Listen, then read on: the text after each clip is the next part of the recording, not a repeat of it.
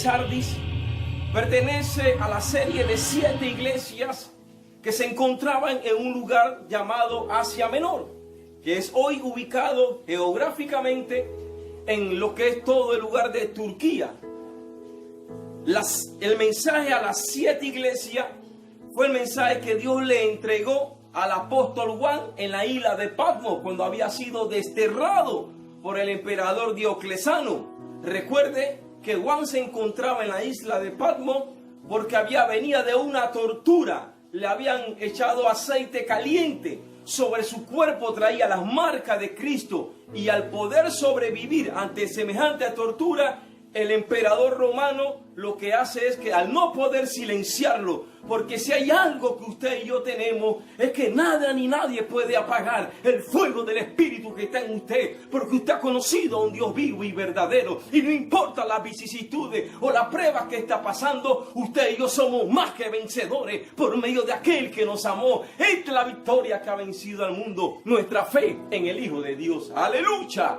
Así que, como buenos vencedores en Cristo, tengo que hablarle como de parte de Dios, porque para uno como pastor, como evangelista, como ministro de la palabra, no es fácil el poder enseñar o predicar sobre las iglesias, el mensaje a las 7 iglesias, porque es un mensaje que Jesús le entregó al apóstol Juan, porque las 7 iglesias, escuche bien, representan la característica de las iglesias del tiempo, de ese tiempo y del tiempo de hoy. Porque el mensaje de las 7 iglesias tiene una connotación histórica, profética y sobre todo espiritual. Es un mensaje espiritual directo del Cristo, porque recuerde que el que se le reveló a Juan en la isla de Patmos no fue el Cristo de la cruz, fue el Cristo de gloria, fue el Cristo ya con su investidura de rey, que se le apareció en su revelación, y lo vi como dice usted en el capítulo 1 le da toda la característica de cómo se le reveló,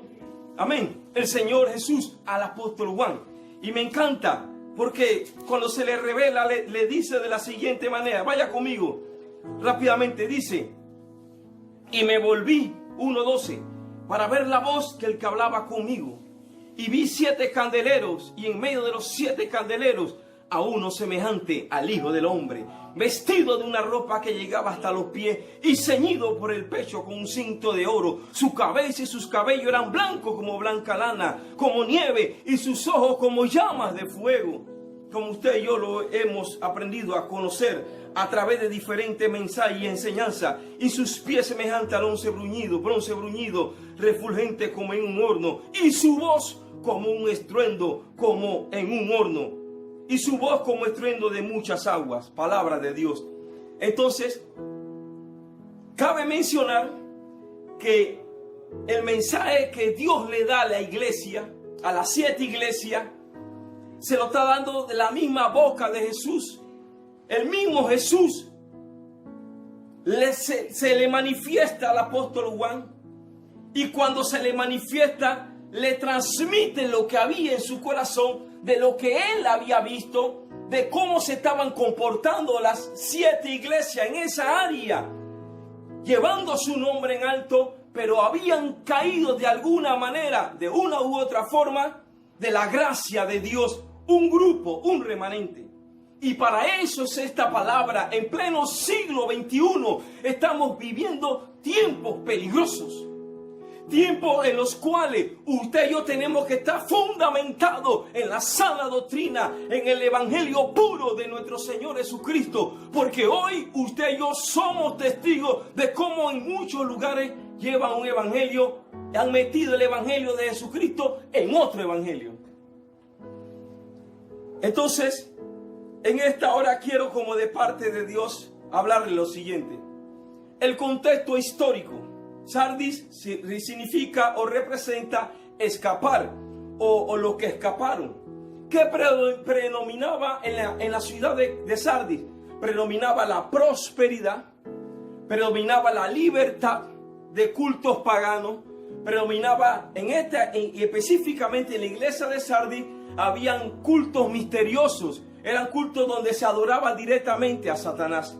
Y en medio de esa ciudad había un templo y en ese templo adoraban a un dios, a una diosa llamada Ceres o Demetres. Y la característica de esta diosa, que la llamaban la madre de ser, que tenga su Biblia abierta, el Señor le dice: escribe el ángel de la iglesia en Sardis, el que tiene los 7 espíritus de Dios y las 7 estrellas. Recuerde que los 7 espíritus de Dios se refiere a Jesucristo, cuando en Isaías 11:2 habla de los 7 espíritus. Bueno, por cuestión de tiempo solamente le doy la cita. Ahí están los 7 espíritus, pero también representan los 7 candeleros que representan a las 7 iglesias, y también cuando habla de las 7 estrellas representan los 7 ángeles. Recuerde que hay 2 connotaciones o hay 2 versiones. Uno dice que el ángel, que cuando escriba el ángel de la iglesia, se refiere al pastor, y hoy por hoy se determina o se acostumbra que a los pastores le llamamos el ángel de la iglesia. Pero también está que era un ángel que estaba allí precisamente para poner orden en cada iglesia, sea de una forma o sea de lo otro. Lo que es bien cierto es que el mensaje del Señor a Sardis es un mensaje para la iglesia de hoy. ¿Y cuál es el mensaje? El siguiente: yo conozco tus obras, que tienen nombre de que vive y estás muerto. Este tipo de evangelio, este tipo de mensaje es el mensaje de los apóstoles, porque a lo largo de los años el evangelio se ha ido diluyendo. Y hoy nosotros tenemos a una iglesia metida en otra iglesia. Y tenemos a veces un grupo dentro de la iglesia, grupos espirituales, gente de hermanos y hermanas que están anhelando la presencia de Dios. Pero hay otro grupo que habita y vive en la carne. Porque la Biblia lo dice. Dios lo dijo: es necesario que el trigo nazca juntamente con la cizaña. Pero el punto en cuestión aquí es que Sardis representa una iglesia que tenía fama de ser próspera, que tenía una prosperidad por fuera, que era una iglesia floreciente, era una iglesia de muchas actividades, era una iglesia que predominaba las actividades sociales, la ayuda a los hermanos, la ayuda social, las reuniones en grupos y en casas. Entonces eso habla de que en el futuro también, porque recuerde algo, amado hermano, amado hermana, pastores que me escuchan en esta hora, la iglesia de Sardis representa a la iglesia en muchos lugares a nivel mundial, a una iglesia mundana, porque el pecado y la mundanalidad se ha metido dentro de las iglesias y ha producido enfriamiento espiritual y ha producido algo que se llama apariencia de piedad. Su nombre sea la gloria. Entonces, para eso viene esta palabra, para que nos avivemos, para que nos demos cuenta que detrás de todo esto estaba el diablo y su mil demonios. Está el diablo y su mil demonios para engañar a los creyentes, porque es palabra profética de Jesús. En los postreros tiempos, antes de mi venida, vendrían falsos maestros, falsos cristos, falsos profetas, falsos apóstoles. Por falta de doctrina y de la enseñanza sana, la iglesia ha adoptado cualquier tipo de doctrinas falsas y la han metido sigilosamente, haciéndola ver como si es parte de la Biblia. Y es allí donde la Biblia es donde el Señor le habla a Sardis: yo conozco tus obras, yo conozco lo que haces, yo conozco si oras o no oras, yo conozco si tocas el cielo, porque la oración es para tocar el cielo. La oración no es religiosa, la oración no es para cumplir con un requisito, la oración es para tener relación con Dios. Y cuando hablamos de oración, hablamos de la intimidad con Dios. Hablamos, y aquí es donde sale a la palestra la primera pregunta para usted, amigo ministro, para usted, amigo hermano, líder de la iglesia. ¿Cuándo fue la última vez que te quebrantaste? ¿Cuándo fue la última vez que sentiste que tu alma estaba a la orilla del infierno? ¿Cuándo sentiste que estabas en una frialdad espiritual? ¿Y cuando sentiste que en verdad necesitabas el toque y el fuego del Espíritu Santo que un día te tocó? Cuando un día te bautizaste, cuando el día que recibiste al Señor. Entonces, para eso es esta palabra. ¿Para qué? Para que seas vigilante. El versículo siguiente le dice, sé vigilante. Sé vigilante para llevar una vida espiritual superior a la vida espiritual que llevábamos atrás. Para eso es este encierro. No. Pero hoy el encierro lo que ha producido es cristianos de Zoom, de Facebook, de WhatsApp, que solamente lo vemos allí, pero en realidad no sabemos si tiene vida espiritual o no. ¿Me está llevando? Entonces esta palabra viene para que para que el Señor le habló a Sardis para que se diera cuenta. Yo conozco tus obras. Yo sé lo que haces en la cámara secreta. Yo sé lo que eres, porque lo más importante para Dios, iglesia, no es lo que nosotros podemos hacer. Para Dios podemos hacer muchas cosas, pero lo más importante para Dios en la iglesia de Sardis era, pero sé que tiene unas personas, pocas personas, que se van a poner vestiduras blancas. A esa es esta palabra, para el remanente que está en la iglesia, para el remanente que no han doblado su rodilla, para el remanente que no ha dejado que la influencia mundana entre a sus casas, a sus iglesias y a sus vidas personales. Le habló a una iglesia muerta que decía que tenía vida.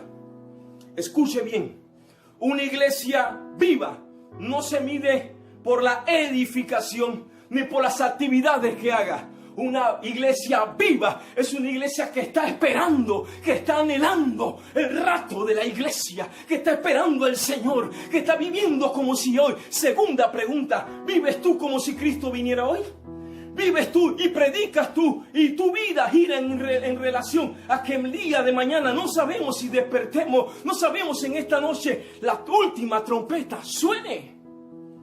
Entonces, no es de extrañar, le decía yo hace unos años a una iglesia, de que hemos perdido la predicación de Maranata, de que Cristo viene, porque ya no lo estamos creyendo. Se ha vuelto un eslogan, ¿me está escuchando? Se ha vuelto un estribillo, pero muchas veces la doctrina, el evangelio de hoy busca la manera de enfriar al creyente, porque no tenemos lucha contra carne ni sangre. Y es aquí donde yo quiero aterrizar, mi hermano. Quiero decirle a usted y a mí que Dios ha llamado a la iglesia a ser una iglesia espiritual. Podemos llevar a hacer muchas cosas, muchas reuniones, muchas actividades giran en torno de las iglesias, pero pregúntese, examinémonos cuántas giran en detrimento o giran en que el cristiano sea cada día más espiritual. Es por ello que hemos perdido la evangelización. Ya no hay fuego por predicar, porque hemos perdido el fuego de la oración. Porque cuando hay fuego en la oración, Él te impregna y Él te llena de su gloria y de la compasión por el perdido. Él te llena de su espíritu. Si hay algo que usted y yo necesitamos, es la llenura del toque del Espíritu Santo. Si hay algo lo que nosotros como ministros y líderes necesitamos, es encerrarnos largos días de ayuno y de oración, apagar el celular, apagar el WhatsApp, apagar el Facebook y meternos en la presencia de Dios. Tú que dices que vives y estás muerto. ¿Sabe cuánta gente vive con apariencia de piedad, amado hermano? ¿Sabe usted cuánta gente lleva una vida doble? Andan y caminan con pecados ocultos dentro de las iglesias. Y más para este tiempo donde no hay una autoridad física que de alguna manera pueda ejercer una influencia sobre ti. Ahora la influencia que podemos ejercer es a través de este Zoom, y que el Espíritu Santo te redarguya de pecado, que el Espíritu Santo te lleve a un genuino arrepentimiento.